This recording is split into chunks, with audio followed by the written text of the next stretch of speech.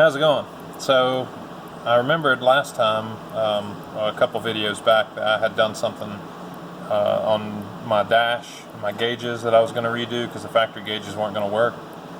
I probably could have made them work, but a couple of them would have been wonky, so I decided to go with a new set. So anyway, I never did an updated video on that to show what it looks like, so figured I would do that. So anyways,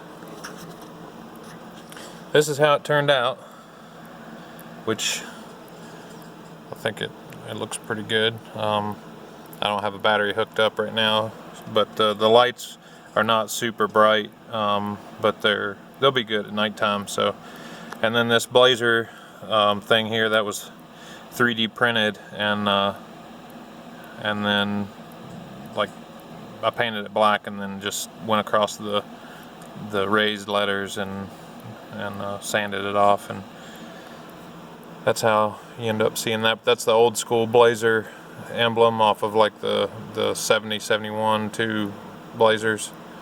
I wanted to give it a little bit of an old look. So anyway, that's that. And one more thing that I just found out.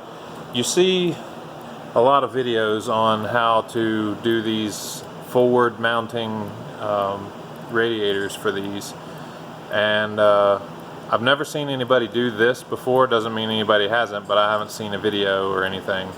But anyways, so what people do, which I showed in the last video, that they put them like up inside here where the AC condenser goes. And so I got to thinking, I was looking at it, and that's a piece of channel there at the bottom. The bottom of the radiator support is like just a piece of channel. It's like a ½ inch deep or whatever. And I bought that Corvette style radiator for it, and I got to thinking, you know, I'm gonna have to notch out a little bit here at the top for the tanks, and I was like, man, if I could cut that bottom out, that would be sweet. So anyways, it ends up it's hollow, and so you can cut this portion of it out.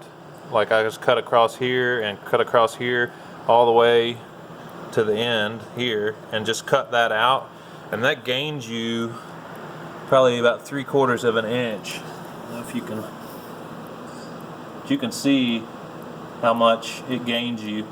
So the radiator, the new radiator, can actually sit down in that channel, and then possibly, I'm not for sure yet, I don't have the radiator here with me, but I might not even have to cut this top out, which would be awesome. Then I could just make some brackets that come down and hold that in. So anyways, just a heads up, that's pretty cool. And if it keeps you from having to cut that top piece, I think you're better off, because this is where all the structure is, or where most of the structure is. So I got all this done up here. This is the brace that holds, you know, all this together. Originally it went down, and all this was going to be in the way since I moved it out in front. So I got all that done, and just used a piece of 1/4 inch flat bar and went down below, and you can see there, just used some 1/4 bolts and went through the bottom of the radiator support. And that's kind of what got me going on this, because that's where the bolts are coming through, and I just used a couple of 1/4 nuts and just welded them to that, so that once I have the radiator in, if I have to take all this structure stuff off the front, I won't have to take the radiator out to do that, because it's bolted in through the bottom. But anyways, just a little something else on that. Just figured I'd put that out there. So there you go. Peace.